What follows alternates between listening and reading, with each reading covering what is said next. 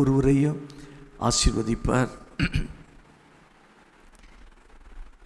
இன்றைக்கு நாம் தியானிக்க இருக்கிற தேவ செய்தியினுடைய தலைப்பு, வார்த்தைக்கு அப்படியே கீழ்ப்படியுங்கள். வார்த்தைக்கு அப்படியே கீழ்ப்படியுங்கள்.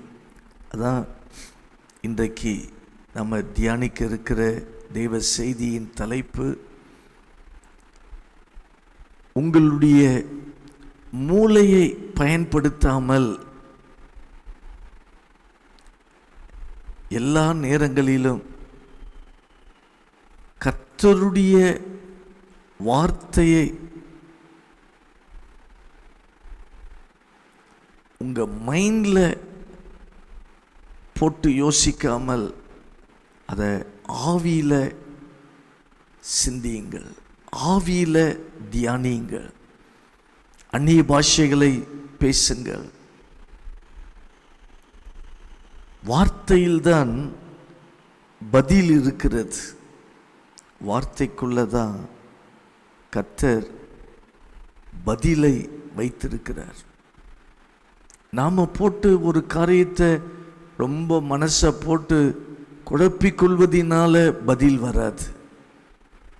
எந்த அளவுக்கு வார்த்தையை சிந்தித்து, வார்த்தையை விசுவாசித்து, வார்த்தையை அறிக்கை செய்து, அந்த வார்த்தை என்ன சொல்கிறதோ அதற்கு கீழ்ப்படியும் பொழுதுதான் நமக்கு பதில் என்ன செய்கிறது, வருகிறது.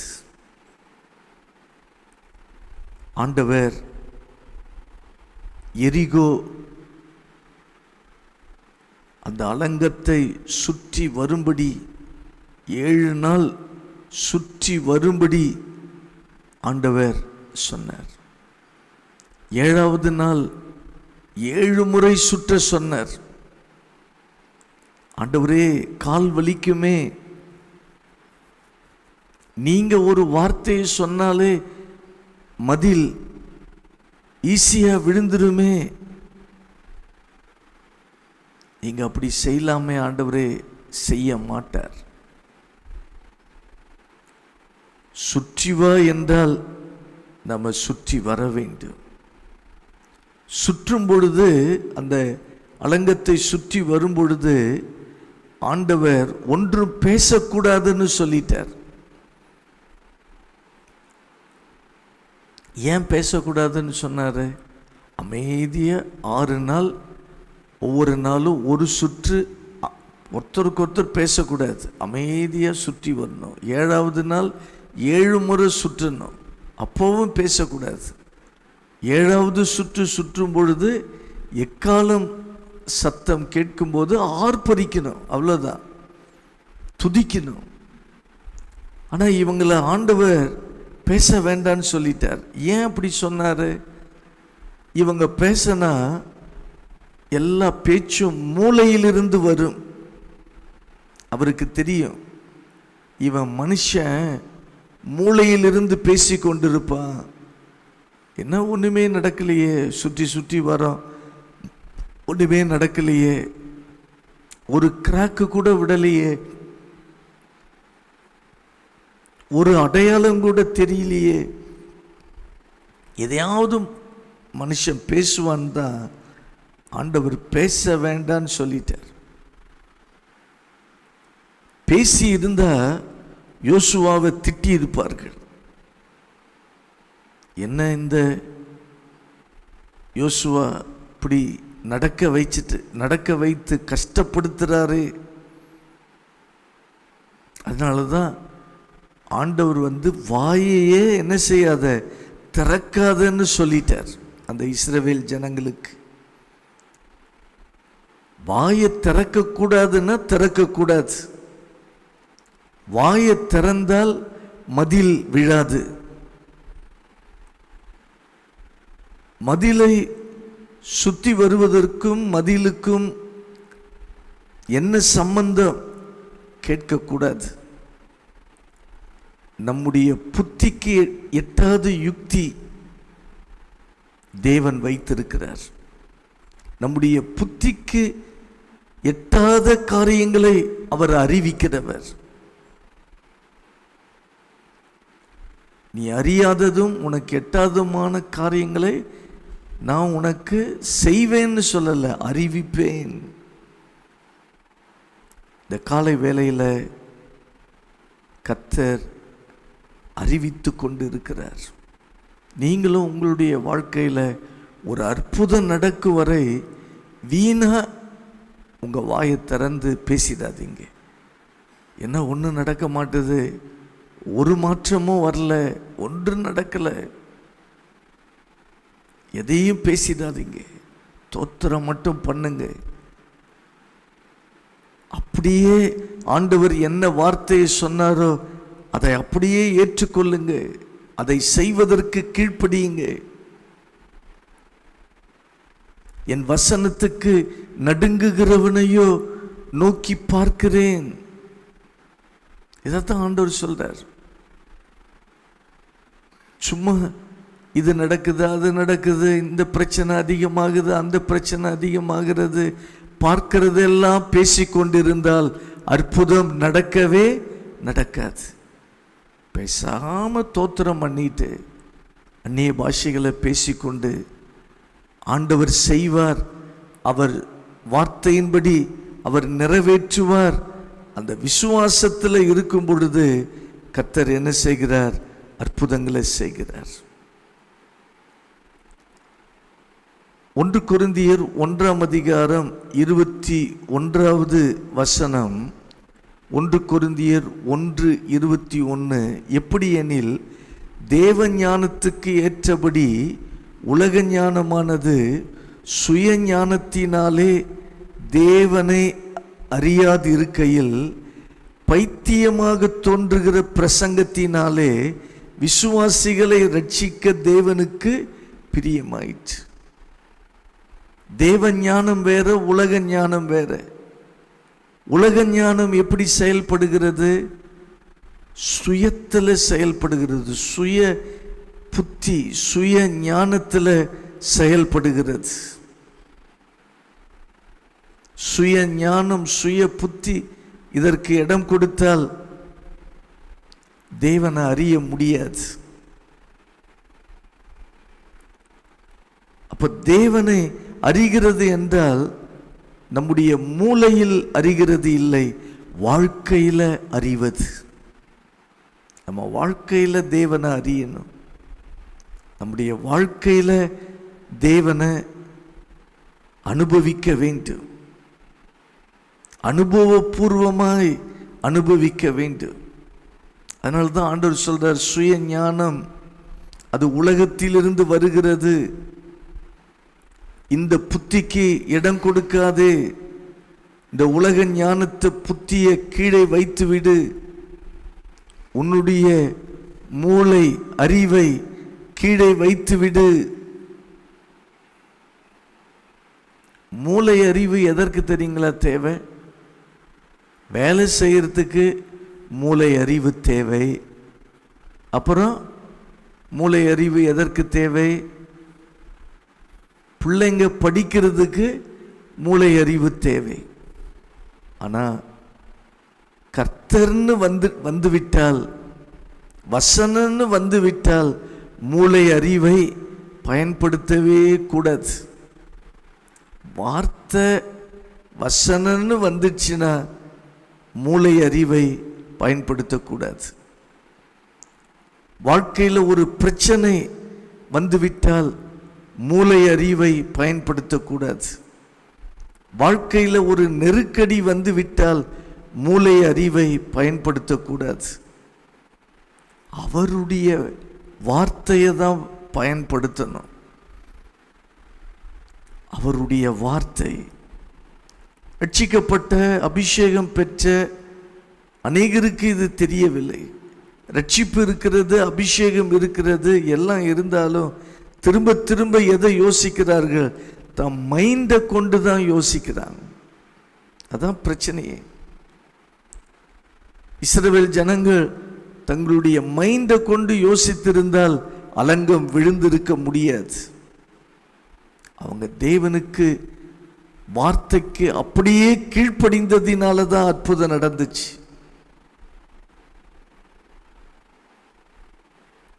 அப்போ நம்ம மைண்டை மனுஷிகத்தில் யோசிக்கிற நம்முடைய மனதின் எண்ணங்களை கீழே வைத்து விட வேண்டும். அதனால தான் வேதம் சொல்லுகிறது, உன் சுய புத்தியின் மேல் சாயாதே. இதைத்தான் ஆண்டவர் பேசுகிறார். இந்த வார்த்தையை கேட்கிற சகோதரரை, சகோதரி, உன் வாழ்க்கையில் நீ சுய புத்தியின் மேலே சாய்ந்து இருக்கிறியா? சாயாத. திரும்ப திரும்ப சுய புத்தியில தான் சாய்ந்து இருக்கிறாய். உன் மைண்டில் எல்லாவற்றையும் கணக்கு போட்டு இது என்ன பண்ணலாம், ஏது பண்ணலாம் யோசிப்பது வேண்டாம். கர்த்தரிடம் கேளுங்கள், கர்த்தர் பேசுவார். கர்த்தர் பேசுவார். அவர் பாதத்தில் முகம் குப்புற ஆபிரகாம் விழுந்த பொழுது கர்த்தர் பேசினார். ஆண்டவர் பாதத்தில் விழும்பொழுது கர்த்தர் பேசுவார். கர்த்தர் புத்தி கேட்டாத புத்தியை கொடுப்பார். அவர் பாதத்தில் விழுந்தால் அவர் ஒரு ஐடியாவை கொடுப்பார். உன் பிரச்சனை தீர்வதற்கு ஆண்டவர்கிட்ட சரியான ஒரு ஐடியா வைத்திருக்கிறார். வாழ்க்கையின் சிக்கலை மாற்றுவதற்கு அவரிடத்தில் ஒரு ஐடியா இருக்கிறது, கர்த்தரிடத்தில் இருக்கிறது. அது உன்னுடைய மூளையில் இல்லை, வார்த்தையில் இருக்கிறது. அதனால் சும்மா இந்த பிரச்சனை, அந்த பிரச்சனை, அந்த கஷ்டம் உலகத்தில் எல்லாம் வரும். உன் மனுஷீகத்தில், உன் மூளை அறிவில் போட்டு யோசித்து கொண்டு இருக்காதே, வார்த்தையில் யோசிங்க. வார்த்தைய, வாக்கு தத்தங்களை, கர்த்தர் என்ன பேசுகிறாரோ அதை யோசிங்க, அதை விசுவாசிங்க. கர்த்தருடைய ஆவியானவரோடு, கர்த்தருடைய வார்த்தையோடு நேரத்தை செலவு செய்யுங்க. வார்த்தைகளை எடுத்து, இப்போ உங்கள் பிள்ளைகள் ஆசீர்வதிக்கப்படணுமா, பிள்ளைகள் சம்பந்தமான வாக்கு தத்தங்களை எடுத்து அதையே சொல்லி சொல்லி ஜெபம் பண்ணுங்க. அந்த வார்த்தையின்படியே உங்கள் பிள்ளைகள் ஆசீர்வதிக்கப்படுவாங்க. உங்கள் வேலை ஆசீர்வதிக்கப்படணுமா, வேலை சம்பந்தமான வாக்கு தத்தங்களை எடுத்து சொல்லி சொல்லி அதையே தியானித்து அறிக்கை செய்து தோத்திரம் பண்ணும் பொழுது அந்த வார்த்தை அப்படியே நிறைவேற ஆரம்பிச்சிடும். உலக மனுஷனுக்கு ஆவிக்குரிய காரியங்கள் எல்லாம் பைத்தியம் போல இருக்கும். உலக மனுஷனுக்கு ஆவிக்குரிய காரியங்கள் எப்படி தெரியுது? பைத்தியமா தெரியுது. தேவ ஞானம் உலக மனுஷனுக்கு அது பைத்தியமாக தெரிகிறது. வசனத்தை அறிக்கை செய்வது என்பது பைத்தியமாக தெரிகிறது.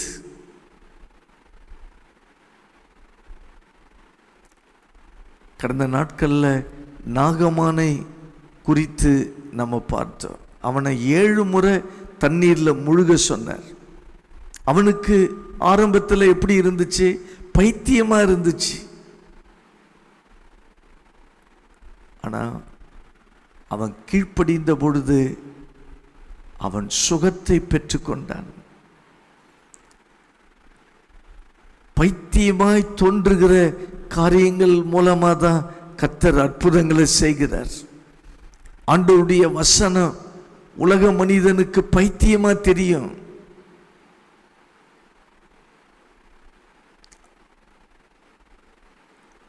வசனத்தை அறிக்கை செய்யணும், அறிக்கை செய்து கொண்டிருந்தால் அது மற்றவர்களுடைய பார்வையில் பைத்தியமாய் தெரியும்.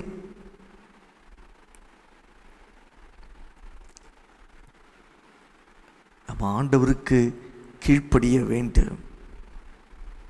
ஏசாயா 5ஆம் அதிகாரம் 21வது வசனம், தங்கள் பார்வைக்கு ஞானிகளும் தங்கள் எண்ணத்துக்கு புத்திமான்களுமாய் இருக்கிறவர்களுக்கு ஐயோ.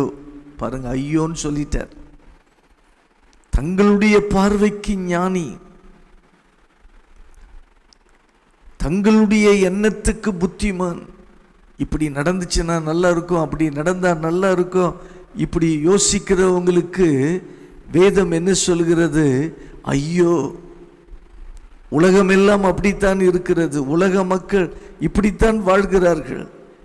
ஆனால் நாம யாரு? தேவனுடைய பிள்ளைகள். நீங்க யாரு? தேவனுடைய பிள்ளைகள். நீங்க தேவனுக்கு முன்பாக என்னை தாழ்த்துகிறேன் ஆண்டவரே, என்னை ஒப்பு கொடுக்கிறேன் ஆண்டவரே, அந்த இடத்திற்கு வர வேண்டும் என்று தேவன் நம்மிடத்தில் அவர் எதிர்பார்க்கிறார். இப்போ தேவனுக்கு முன்பாக நம்ம என்ன செஞ்சோம்? தாழ்த்தி விட வேண்டும். தேவனுக்கு முன்பாக நம்ம வந்துவிட வேண்டும். அதை தான் ஆண்டவர் எதிர்பார்க்கிறார். ஏன் ஞானம் இல்லை ஆண்டவரே, உங்க ஞானம் வெளிப்படற்று. தாழ்த்த வேண்டும். ஏசாயா 29 அதிகாரம் 14வது வசனம். ஏசாயா 29:14. ஆதலால் இதோ நான் அற்புதமும் ஆச்சரியமான பிரகாரமாக இந்த ஜனங்களுக்குள்ளே ஒரு அதிசயத்தை செய்வேன். இதோ நான் அற்புதமும் ஆச்சரியமான பிரகாரமாய் இந்த ஜனங்களுக்குள்ளே ஒரு அதிசயத்தை செய்வேன் சொல்லிட்டார்னா அதைத்தான், அதிசயத்தை தான் நம்ம யோசிக்கணும். ஆண்டவர் அதிசயத்தை செய்வேன்னு சொல்லிட்டார். அவர்களுடைய ஞானிகளின் ஞானம் கெட்டு அவர்களுடைய விவேகம் மறைந்து போகும் என்று ஆண்டவர் சொல்றார். உலக மக்களுடைய ஞானம் அது கெட்டு விவேகம் எல்லாம் மறைந்து போகும். ஆண்டவர் என்ன சொல்கிறாரோ அதுதான் நடக்கும். அப்போ ஆண்டவர் செய்ய போகிற அற்புதம் ஞானிகளின் ஞானத்தை அதை கெடுத்து போட போகிறார். ஞானம் ஞானி என்று நினைத்தவங்க எல்லாம் அந்த ஞானம் கெடப்போகிறது. உலக ஞானத்தை விட கர்த்தருடைய ஞானம்தான் பெரியது. பிரியமான தேவ பிள்ளையே, நீ எதற்கு செவி கொடுக்கிறாய்? எதற்கு உன்னை ஒப்பு கொடுக்கிறாய்? தேவ வார்த்தைக்கு. உன் காரியம் ஜெயமாய் மாற வேண்டுமென்றால், வெற்றியாய் மாற வேண்டுமென்றால் தேவ வார்த்தை. இதைத்தான் திரும்ப திரும்ப நீ யோசிக்கணும். யோசுவாவை பார்த்து அதை தான் ஆண்டவர் சொன்னார். இந்த நியாயப்பிரமாண புஸ்தகத்தில் உள்ளவைகள் எல்லாம் உன் வாயை விட்டு பிரியாது இருப்பதாக.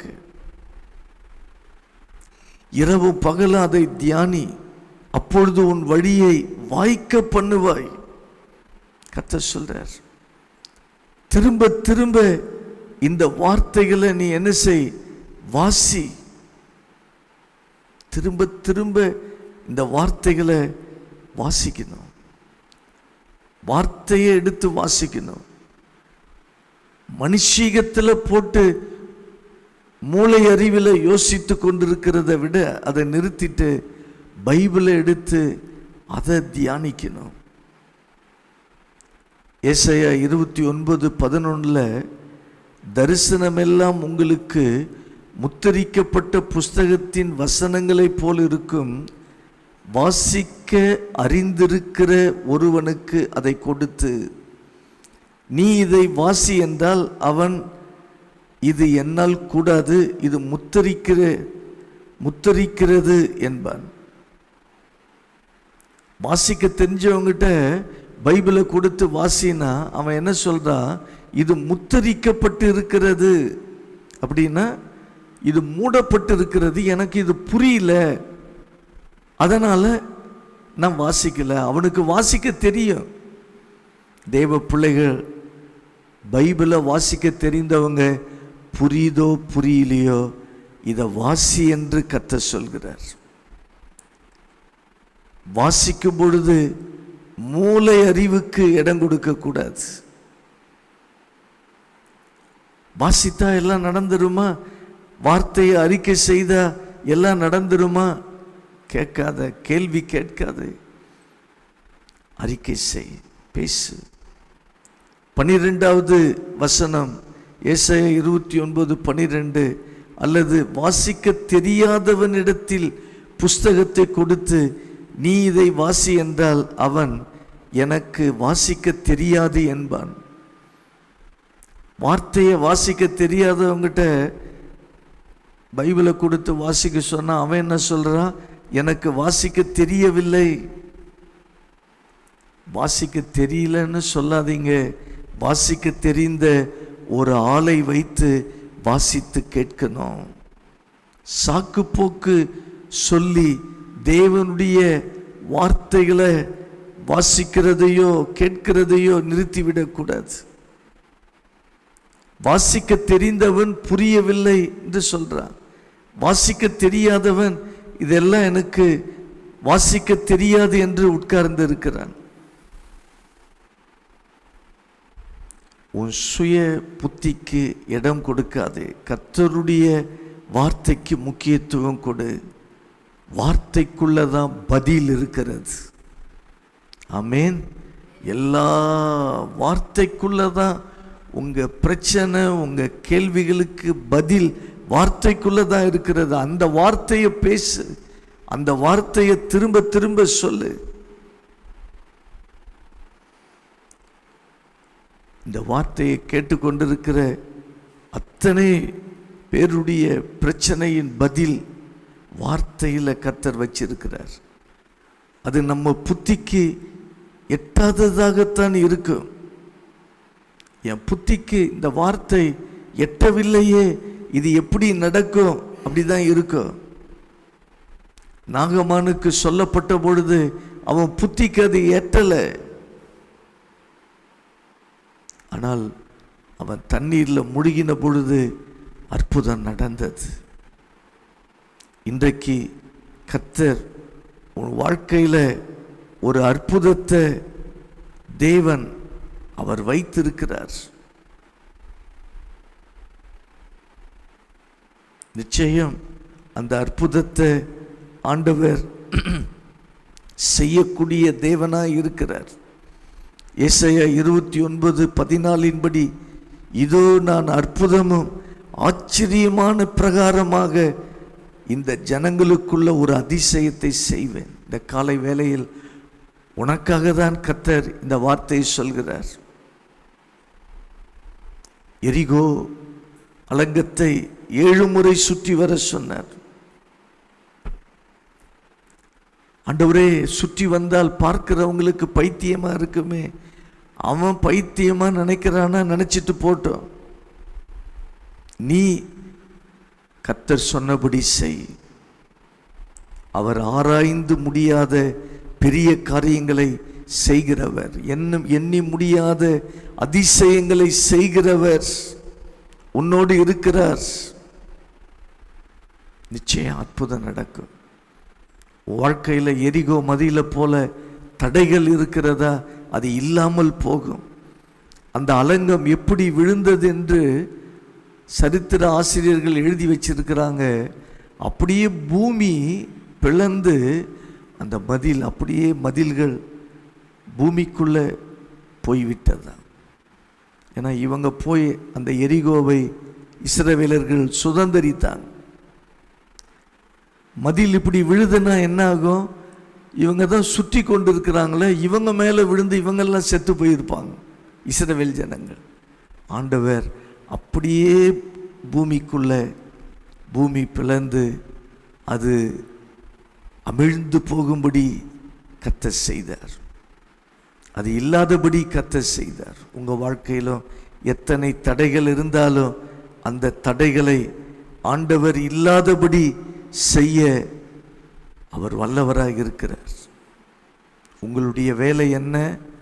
கர்த்தாவே சொல்லும், அடியேன் கேட்கிறேன். வார்த்தைக்கு அப்படியே கீழ்ப்படியுங்கள். உங்கள் மூளையை பயன்படுத்தாமல் எல்லா நேரங்களிலும் கர்த்தருடைய வார்த்தையை பயன்படுத்துங்க. திரும்ப திரும்ப உங்க மைண்டை போட்டு யோசித்து குழப்பிக்கொள்ளாதீங்க. வார்த்தையை தியானிங்க. வார்த்தையில தான் எல்லாவற்றுக்கும் பதில் இருக்கிறது. ஆண்டவர் ஒரு வார்த்தையை சொல்றாருன்னா அதற்கு அப்படியே கீழ்ப்படியுங்கள், அற்புதம் நடக்கும். ஜெபம் பண்ணுவோம். நல்ல ஆண்டவரே, உங்க கிருபை, உங்க பிரசன்னத்துக்காக நன்றி செலுத்துகிறோம் அப்பா. இந்த காலை நேரத்தில் எங்களோடு நீங்க பேசின இந்த வார்த்தைக்காக நன்றி. வார்த்தைக்கு நாங்கள் அப்படியே கீழ்ப்படிய வேண்டும். உங்கள் வார்த்தை என்ன சொல்லுதோ அதை எங்கள் மூளை அறிவில் போட்டு யோசித்து அதை சிந்தித்து கொண்டு இருக்கக்கூடாது. வார்த்தை என்ன சொல்கிறதோ அதைத்தான் சிந்தித்து கொண்டு இருக்கணும், அதைத்தான் தியானிக்கணும். என் வார்த்தைக்கு நடுங்குகிறவனையும் நோக்கி பார்க்கிறேன். உங்கள் வார்த்தைக்கு நடுங்கி நாங்கள் கீழ்ப்படியும் பொழுது நோக்கி பார்க்கிற தேவன், அற்புதங்களை செய்கிற தேவனாய் நீங்கள் இருக்கிறீங்க. இந்த செய்தியை கேட்ட தேவ பிள்ளைகள் வாழ்க்கையில் அற்புதங்கள் நடப்பதாக. இன்றைக்கு ஒரு அற்புதம் நடக்கட்டும். இன்றைக்கு ஒரு அதிசயத்தை எங்கள் நடுவிலே கர்த்தர் செய்வீராக. தாழ்த்துகிறோம். இயேசுவின் நாமத்தில் ஜெபிக்கிறேன் நல்ல பிதாவே. ஆமேன், ஆமேன். கர்த்தர் உங்களை ஆசீர்வதிப்பார். தோத்திரம்.